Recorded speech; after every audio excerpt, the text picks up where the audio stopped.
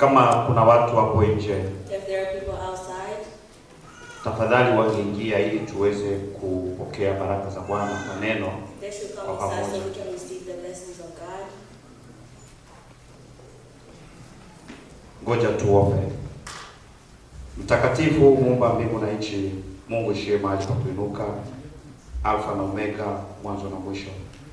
Baba, inakupendeza sisi kuwepo mahali hapa mchana wa leo.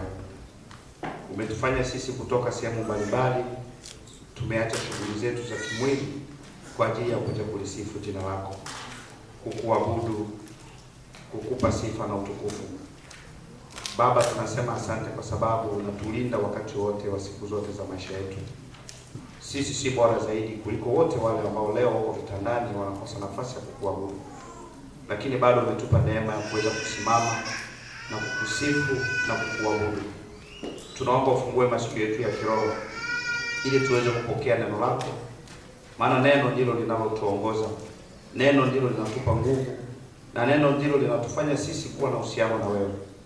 Tunaomba Baba uwe pamoja nasi, utujaze Roho Mtakatifu ndani yetu ili tuweze kuzaa matunda kupitia neno. Tunaomba yote kupitia jina la Yesu Kristo. Amen. Amen. Bwana Yesu asifiwe. Amen. Haleluya. Bora kama tuko kimya. Furaha ipo. Usiwe na shaka. Ukiwa ndani ya Kristo, If you're in Jesus, ni lazima uwe na furaha. you must have joy. Kwa sababu Because ni mbali tulipokuwa, it's we were far, na kwa sasa tupo sehemu nzuri. and now we're at a good place. Na ndio maana mwanadamu And that's why human beings anatakiwa kuangalia wapi alipokuwa, must prepare for where they were, wapi aliopo, where they are, na wapi anapokwenda. and where they're going. Jina la Bwana libarikiwe. And in the name of Kila kunapokucha Jesus, whenever it's morning, inatakiwa kubadilika. you must change. Ukibaki unasimama pale pale ulipo, If you continue staying where you are at, basi wewe utakuwa haujui kwa nini Yesu alikufa kwa sababu yako. it means that you will not know why Jesus died for you. Leo tunakwenda kusoma au kujifunza Today we're going to read or to even learn utakatifu. holiness. Utakatifu ni nini? What is holiness? Nafikiri jana tulifundishwa vya kutosha sana. I believe yesterday we were taught enough. Walimu wetu walijitahidi sana kutufundisha. Our teachers tried their best to teach. Kwanza Mungu awabariki sana kwa neno. First, God bless you. Cha pili, The second thing, walituonyesha namna Mkristo au mtu anatakiwa kuandaa maisha yake au kutunza nafsi yake, they showed us the way a Christian is supposed namna ya to live kuweza and also kumkaribia protect Mwenyezi their Mungu. soul in order to draw near to God. Sasa tunapompokea Yesu Kristo, So when we receive Jesus Christ, tunakwenda kufanyika kuwa watakatifu. we are made holy. Na ndio maana leo tutajifunza sasa utakatifu. And that's why we will learn about Maana ya holiness. mtakatifu au utakatifu ni nini? The meaning of holiness, or what is being holy. Na kwa nini Yesu alikufa? And why Jesus died. Pengine mtu anaweza kufurahia tu, alikufa msalaba, alipigwa mishareti, alifanya hivi, tunachukulia kama wimbo. Other people will just take Lakini song. ndani ya maisha yako hujui sana kwa nini alikufa. Kwako kuna faida gani? But Haleluya. inside you don't know what the benefit of his death. Sasa kwanza tuone mwanzo. First, let's look at the beginning. Mungu wakati aliumba mbingu na nchi, When God created the heavens and the earth, alimwekea mwanadamu rasilimali zote za nchi. he gave the authority over the human beings. Kila tunachokiona ni Mungu ndicho alikiweka. Everything that we see is what God placed. Aliweka udongo, He put the soil, akaweka miti, he created the trees, akaweka dhahabu, he created the altars, akaweka he majani, created the grass, akaweka nyama, he created the animals, kila kitu. everything. Kabla hajamtengeneza mwanadamu, Before creating the human alijua being, kwamba hivi ni vitu muhimu kwa maisha ya mwanadamu. he knew that these were important for a human being. Ndiyo sasa akasema tumfanye mtu kwa mfano wetu. That's why he said let us create a human being in our Sasa image. maana ya kuumbwa kwa mfano ni nini? What is the meaning of being created? Ni kwa sura hii, Is of this face, kwa macho haya, or is with these eyes, au ni kwa nini? or what is it? Tunafanana na Mungu kwa namna gani? How do we look like God? Na hapo ndipo kuna utakatifu. Bwana Yesu That's asifiwe. where there is holiness. Ndio maana Yesu wakati alikuja That's why when Jesus came, alikuja kuambia watu kwamba He came to tell people that wakati huu during this day, sio wakati wa kuabudu milimani, it's not a time of worshiping. sio tena Wayahudi na Wayunani, Not for the Jews, sio tena Wasamaria, not the Samaritans, sio wajakazi na wanani, not the workers or bali people, yeyote atakaye muabudu Mungu but whoever will worship amwabudu God, katika roho na kweli, they should worship Him in a kwa spirit sababu and truth, Mungu ni roho. because God is spirit. Sasa roho ametuumba sisi tufanane naye. So the Holy Spirit created Kwa namna us gani wakati sisi ni mwili? Bwana Yesu to asifiwe. be like if we're flesh. Kwa sababu Mungu haonekani kwa macho haya ya mwili, Because God cannot be seen with the naked na kama eye. alituumba sisi kwa mfano wake, And if He created us na maana in His sisi image, tusingekuwa tunaonekana. we Haleluya! also have not seen, Lakini sisi tunaonekana, but we are seen. yeye haonekani. He is not seen. Ila sasa tukiingia kwa namna ya roho, So when we ndipo go into tunamuona spiritual, Mungu. Haleluya! we see God. Na hapo ndipo kuna somo letu And that's where mtakatifu. will be holiness. Utakatifu ni nini? What is holiness? Wakati tutatoka hapa tunasema somo la leo ilisema utakatifu ni nini? Once we leave here, we'll say that the teaching was what is holiness. Adamu Adam, alikuwa ni mtumwa mwaminifu kwa Mungu, he was very faithful to God. naye alikuwa ni mtumishi wa He Mungu, was also a servant of kwa God. kuwa Mungu baada ya kutengeneza bustani Because after God akampa created sasa the yeye world, aitunze. He also told Adam to take care of it. Adamu alisimama kwa neno la kweli, Adam stood in the truth. hakujua neno lingine tofauti na kweli, He didn't know anything else apart ambalo from neno hilo lilitoka kwa Mwenyezi Mungu. And that word came Neno from la God. kweli, The word of neno truth. ndiyo haki, The word which is neno right. lililokuwa na upendo ndani yake. Word which Adamu is alivaa uzima wa milele. Adamu alikuwa na tumaini. Adam had faith. Bwana Yesu asifiwe. Lakini baada ya shetani But after Satan kuleta neno la uongo, bringing the word of neno God, tofauti na ile kweli which was iliyokuwepo, different from the truth, ikamfanya Adamu akatoka kwenye kweli he made Adam akaingia kwenye neno la uongo. and to enter the word of life. Akawa na maneno mawili He had two words ndani ya mawazo yake, in his thoughts. neno la kweli He had the na truth neno la uongo, and the word of deceit. ambalo neno la kweli ndilo linasimamia upande wa uzima The word of truth na neno la uongo ndilo linasimamia upande wa mauti. and the word of Bwana Yesu deceit asifiwe. and death. Praise the Lord. Sasa Adamu aliposimama katika maneno mawili, When Adam stood on between akajikuta amechanganyikiwa, he found himself to be confused kwa sababu alikuwa na connection ya moja kwa moja katika roho iliyowekwa ndani ya mwili ambao ni wa udongo, because he had a connection with the spirit which na ilikuwa ikiongozwa na Mungu moja kwa moja. and he was can you repeat? Sorry. Ilikuwa ikiongozwa na Mungu moja kwa moja. And he was led by God straight away. Mungu alichukua roho yake God took his akaiweka katika mwili wa udongo, and then he put it in the soil. ikawa na muungano, And then he had mwili wa udongo na roho kutoka kwa Bwana, and then there was the vikawa na connection. also the spirit which came from God, and there was a connection. Akawa mwanadamu, And he was a human mtu hai, akawa nafsi hai. and what kind of soul he was. Sasa So mwanadamu anaishi katika namna mbili. a human beings live in two. Mwanadamu anaishi katika namna ya mwili Human being live in na the mwanadamu way of anaishi katika namna ya roho. the- and also the way of the spirit. Lakini Mungu yeye alituumba kwa namna ya roho, But God created kwa us sababu yeye ni roho. because he himself Tulikuwa na mahusiano naye katika njia ya kiroho, we had a relationship with him in the way of the spirit. na baada ya kudanganyika And after being deceived, ndipo Mungu akatuacha. that's when God separated. Lakini Mungu alikaa tena chini akasema, hapana, But God sat down and niliumba mwanadamu kwa thamani, I created niliumba mwanadamu kwa mfano wangu, I created to be malengo yangu aniabudu, my anitumikie. place they should. Lakini mwanadamu akawa amepotea. But human beings were lost. Mungu akaona thamani aliyoiweka God saw that the value ndani ya mwili ule wa udongo inside of the haiwezi flesh, ikapotea bure. it cannot be lost. Ndio maana sasa ule utatu ambao uliumbwa hapa, Those kwamba utatu mbinguni wakasema kwamba twende tutafute kilichopotea. Haleluya! those priests said that we're going Ndipo Yesu akasimama akasema, mimi to nitaenda. up and said that we will go. Yesu alikuja, Jesus came neno la kweli with the word of ndiyo Yesu Kristo. Haleluya!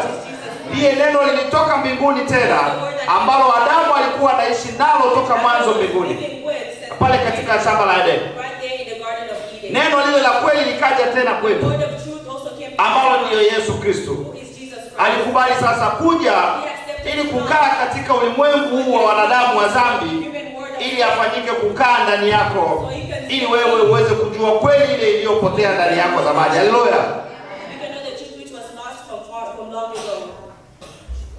Sasa So, wakati Yesu amekuja kwenye maisha yako, when Jesus comes into your life, ndio maana ni vizuri kujua Yesu alizaliwa, Yesu amekufa. Je, kuna faida gani kwenye maisha yako? that's why it's good to know if yes, Jesus came and Jesus died for you, but Kuna faida gani kwenye maisha yako? what is the benefit in your life?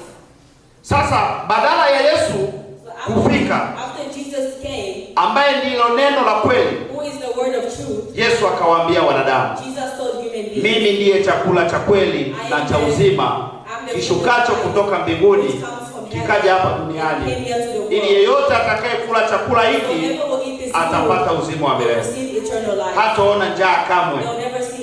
Haleluya. Kwa kuwa wakati Wayahudi walikuwa utumwani, when the Jews were in slavery, Mungu akamuinua Musa ili awaongoze Wayahudi kutoka Misri. coming from Egypt. Musa alililia Mungu kwa sababu ya chakula, njaa, watu walikuwa wanasikia njaa. Moses cried to God for food because Mungu alishusha mana. for food and he brought down. Lakini chakula kile kilikuwa ni chakula kwa namna wao wapate afya ya mwili. But the food was for them to be able to find good health. Na ndio maana Yesu aliwaambia kwamba And that's why Jesus told them, nyinyi mlikula chakula jangwani y'all ate the wakati wa food in the Musa, wilderness, lakini but the chakula food- hicho kilikuwa ni cha mwili tu. but the food Sasa that mimi was ndiye the chakula halisi kutoka mbinguni, But I'm the food ambayo yote atakayekula mimi that whoever will eat ana uzima wa milele will ndani have yake. eternal life. Na watu walimuuliza, sasa ni lini wewe utatulisha chakula hicho? And the people asked him, what kind of food? Akasema kwamba And he said, chakula ni mimi. the food is me. Njooni kwangu mle chakula. Mnaamini kama leo tunakula chakula? And I believe, do you believe Kanisa that? tupo. Bwana Yesu asifiwe. Kwa hiyo leo tumekusanyika hapa kwa ajili ya kula chakula cha Bwana, We gathered here to ambalo eat ndilo neno la Mungu la uzima, neno lililoshuka kutoka mbinguni. Ndio maana tunamtaja Yesu Kristo which is leo. why we call Yeye Jesus ndiye Christ chakula. today. He is the food.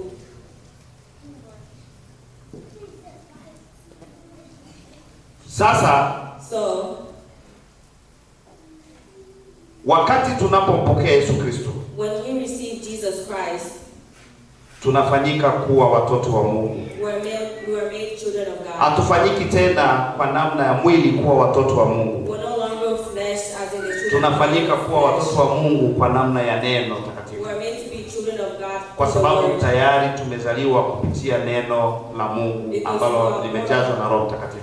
Because we are born to the word of God, which was brought by the Holy Spirit. Bwana Yesu asifiwe. Praise Jesus. Sasa wakati unapokuwa Mkristo hapa, So when you are a Christian here, ujue kwamba wewe sio wa namna ya mwili tena. you should not know that you're no longer of the flesh. Wewe ni wa namna ya kiroho. You are of the Spirit. Unakuwa na baba ambaye ni wa kiroho. You have a Father who is of the Spirit. Sasa twende tuone utakatifu ni nini. So then let's look what holiness is. Utakatifu Holiness ni kuwa na hofu ya Mungu, is having the fear of God, sio kuwa na hofu ya wanadamu. not having the fear of human beings. Wanadamu wengi A lot of human beings, tuna asili ya kuwa na hofu ya wanadamu wenzetu we have, badala ya kuwa na hofu ya Mungu. we're so used to fearing men. Ndio maana waimbaji waliimba That's why the singers here kwamba say ukiona matendo wanayofanya wa Kristo that if you see the ni actions sawa of Christians, sawa na matendo wanayofanya wapagani. it's like the behavior of the Bwana Yesu pagans. asifiwe. Praise the Lord. Kwa sababu nini? Why? Tuna hofu ya wanadamu, Because we have the fear of hatuna human hofu beings. ya Mungu. We do not have the fear of God. Sasa Ukristo So au Christianity utakatifu or holiness ni kuwa na hofu na Mungu. is having the fear of God. Mfano halisi ni kwamba tunaona tuko hapa kanisani, An example, you see, we're here at church. kuna maisha fulani ambayo wewe unapoishi nyumbani There is a life that you live back at home, unamwangalia yule mtu unaishi naye asione kile unachokifanya. and you live with the person who's close to you. And they see Unamuona what you do. mchungaji wako You see your pastor. kwamba kile unachokifanya That's what you do. asipojua yeye, If they don't wewe know, unajiona upo salama. you see that you are okay. Bwana Yesu asifiwe. Praise the Lord. Watumishi nao pia The servants of God also, wanachokifanya what they do cha namna ya mwili, in the flesh, akiamini huyu anamficha huyu, if they believe that anafikiri yeye yuko salama. and they believe that they're okay, Huyu anamficha huyu, this one hides yeye it, anaamini yuko they salama. believe that they're okay. Hakuna mtu ananiona. There's no one who sees. Lakini sasa, But je, tunamwabudu mwanadamu? Tunamwabudu Mungu? do we worship human beings or do we worship God? Na kama tunamwabudu Mungu, And if we worship Mungu God, ni nani? who is God? Mungu ni Roho. God is spirit. Mungu anaona kila mahali. Haleluya! Sasa ili uwe Mkristo So for you to be a Christian na uwe and to mtakatifu, be holy, ni lazima uwe na hofu na you Mungu. must have the fear of God. Kwa sababu ukiwa na hofu na Mungu, Because if you have the fear of God, utakatifu wako utadhihirika. your holiness will be there. Na hapo ndipo utakuwa na connection nzuri na Mwenyezi That's where you Mungu. have a good connection. Na ndipo utakaposimama hapa ukimwimbia Mungu And that's why when au you say ukihubiri, yes to God, or when you preach, au ukifanya chochote kwa niaba ya or Mungu, whatever you do, everything Bwana anakuona. Haleluya! see. Kwa sababu ndani yako unambeba Mungu. Because in you you're carrying Unaishi maisha ya kujitakasa you're living your life pasipo kuangalia mama mchungaji ananiona, baba mchungaji ananiona, mtumishi mwenzangu ananiona. Unamwangalia Mungu ananiona. Haleluya!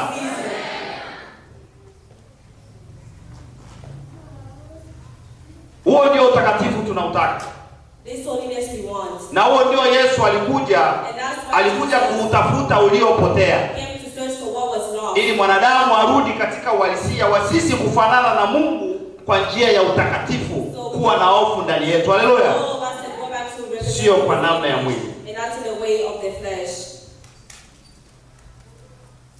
Mmoja alisomea kitabu cha Wagalatia Somebody read in the book of Galatians 1:9 1:9 kwa 11. to 11.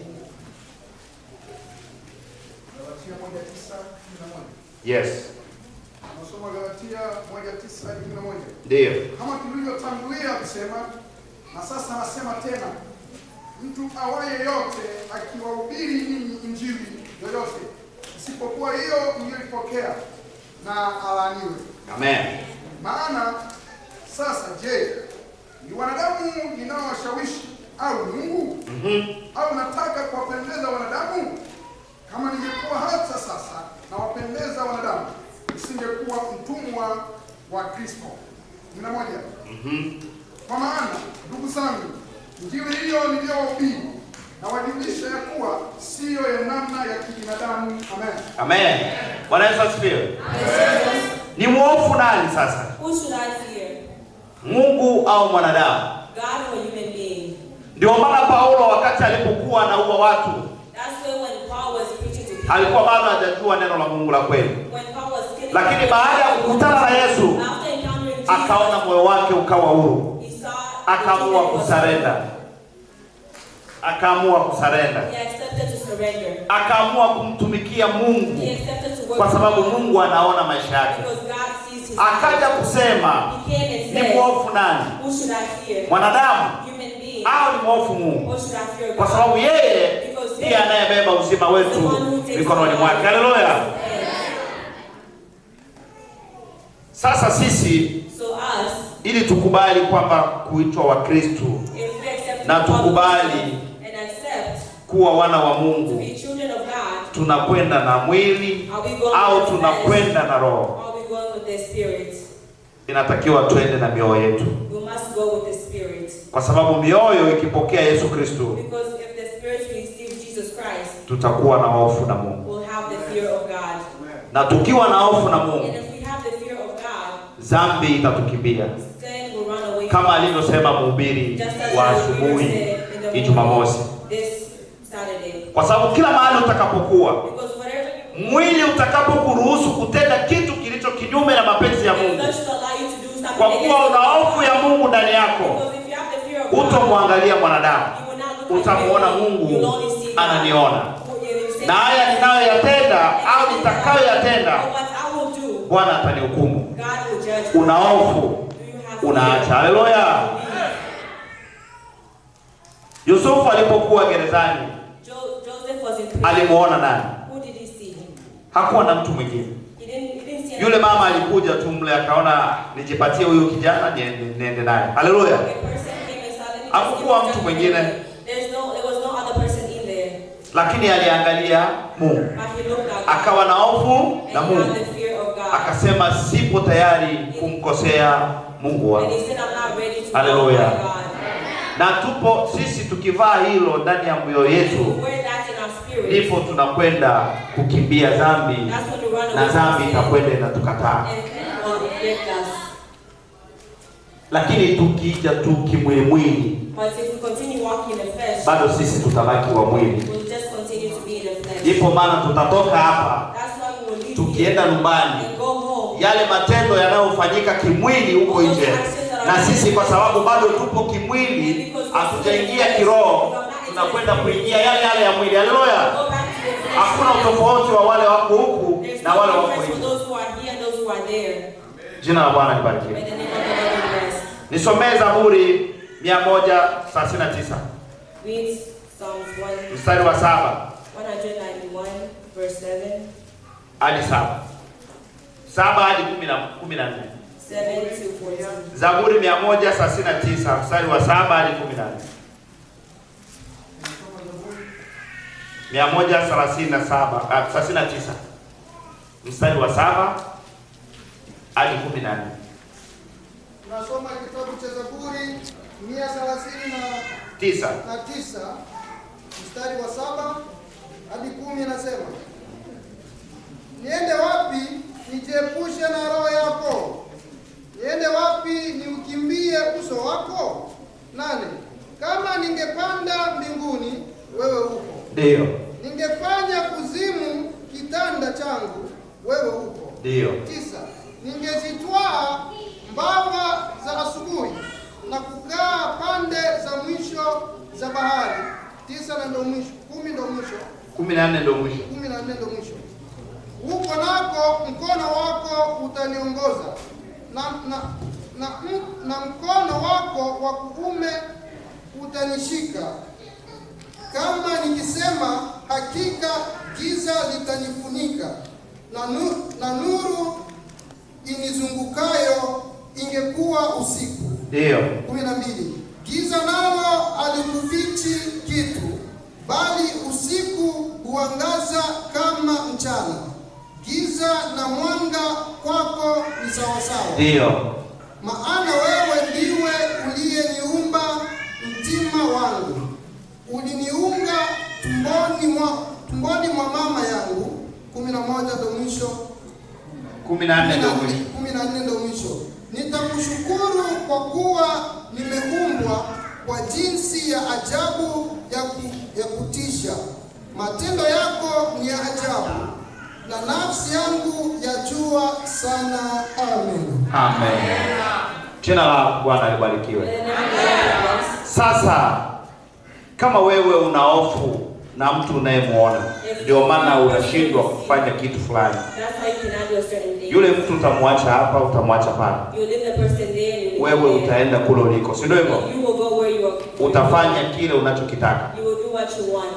Lakini sasa But bado huko mwili, you're still in the flesh. lakini wewe umeamua kumkabidhi Mungu maisha yako. But you have accepted to bring God Hii into sasa ina life. maana Mungu ndio kiongozi wako, si ndio hivyo? That God is your Na your Mungu Lord, ndio baba. and God is the Father. Sasa kama umeshamkabidhi maisha If yako, you have brought him in your life, je, so uamini mahali popote ulipo yeye anakuona? do you believe that whatever you are asking, does he see you? Ndio maana maandiko yanasema kwamba That's what the scripture niende says. wapi Where will I go? niufiche uso wangu, To hide from your nikufiche presence. wewe Baba, kwa sababu mahali popote nitakapokuwa Wherever I wewe will be, upo. you are there. Hata nifichame wapi Even if I hide wewe anywhere, upo, you are still hata there. niwe usiku Even if you wewe are unaniona, alive, you will see me. kwa sababu usiku na mchana kwako ni nini? Ni nuru. Bwana Yesu asifiwe.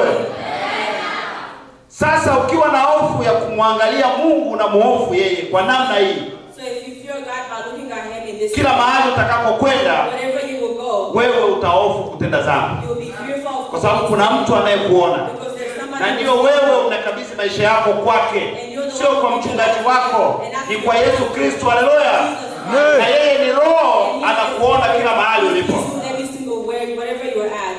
Jina la Bwana May the libarikiwe. name of the Lord be blessed. Ningependa leo I would like today, mkutano huu tukimaliza, this service once we finish it, tutakaporudi nyumbani, when we return back home, kile mtu anachojua anakifanya kiko kinyume, whatever you do, akiache abadilike kuanzia leo. May they change it. Kwa Mungu To God, hakuna uchawi tena. there's no witchcraft. Kwa Mungu To God, hatuna umbea. Kwa to Mungu God, hatuna uzinzi na washerati. we do not have Kwa Mungu hatuko na mauaji. we do not have murderers. Kwani ukifikiri kwamba nikifichama hivi If you believe that if I hide tunakaa wawili tunakaa tunatetana here, we're gossiping, kwamba watu hawatuoni. Haleluya. and you think that God does not, Lakini yote unayoyafanya unayoyateta yanaandikwa. every single thing that you do is seen. Unafikiri kwamba nikiua mchana nitaonekana, ngoja niende usiku nipige usiku.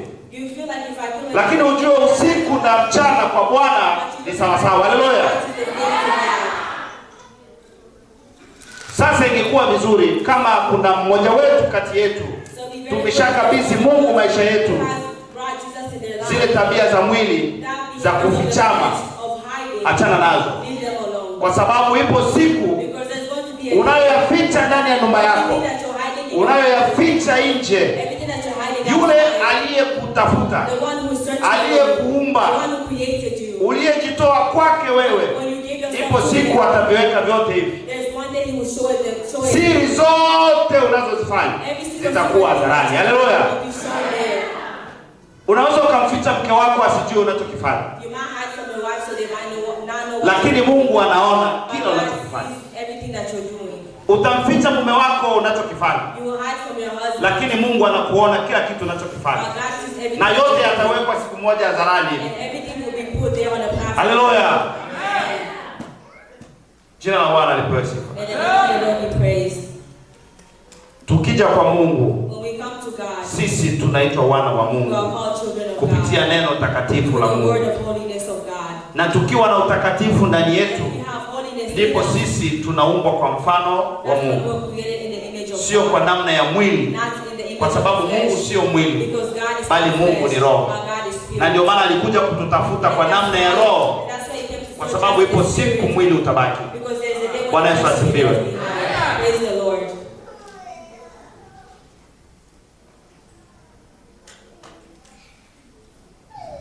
Hiyo ni sababu mojawapo watu wengi hawafikii ule utakatifu. That's the reason why a lot of people do not reach that holiness. Kwa sababu walio wengi tunaofu sisi kwa sisi. There's a lot of us who fear each other. Ninatenda no, nikisema hiki I know if I say this, fulani anaweza akanisikia. a person will hear me say it. Unaenda kuisemea pembeni. And then you go to say it on the side. Sisi Us, ni Wakristo. we are Christians. Ndugu yako akikosea, If your family haina haja kumteta nje. it's not your Mwite. place to gossip, it's for you to Haleluya. go here. Mwambie. Tell them. Biblia inasema shaurianeni nyinyi kwa nyinyi. The Bible says to advise each other. Fundishaneni neno nyinyi kwa nyinyi. To share the word with each Kumbushaneni, other. To remind each kwa kuwa other. nyinyi ni wangu, Because you are mine. mmekwishaitwa kwa jina You have langu. been called in my name. Sasa kwa kuwa roho zenu zimevaa mwili, Since your kuna mapungufu yapo. Haleluya. Sasa shaurianeni, So advise each other. mkumbushane, Remind each other. mtiane imani na nia. Encourage each other in faith. Fundishaneni pale palipokuwa na mapungufu, Teach each other when alafu mubebane yale mapungufu and then go mpaka mwisho wa utimilifu. Sema amen. Amen. Sasa wewe ndiye wa kwenda kutetateta wenzako So huko you nje. are going over there gossiping about other people. Wewe ndiye wa kutoka hapa. You're the one who leaves here. Tunasema amen. Amen na maana yake ndiyo hiyo na iwe. Sasa tukimaliza hapa So once we finish, sisi usiku us at night, tunasema tena hivi, hao ndio Wakristo wanarogana. we start saying Wewe these kwa are Mungu hakuna cha things kurogana. Ukiwa bado wewe unaroga, ni mchawi, bado wewe ni wa mwili, sio wa roho. Haleluya. Ukiwa bado wewe una tabia hizo za asili ya mwili, if you still have behaviors of bado wewe ndio wale wanachafua kanisa la Mungu. you're the one who is filtering, dirtying the church of God. Haleluya. Amen. Sasa fanya bidii. So Kama hiyo tabia bado unayo, if the behavior that haitakusaidia kitu will katika not maisha help you yetu. in your life, Iache nyumbani. leave it at home. Njoo kwa Bwana vizuri, Come to God kabisa maisha yako vizuri, and change your alafu life. yeye akae ndani yako, And so he will wewe stay in your life. umbebe Mungu ndani yako. Carry God in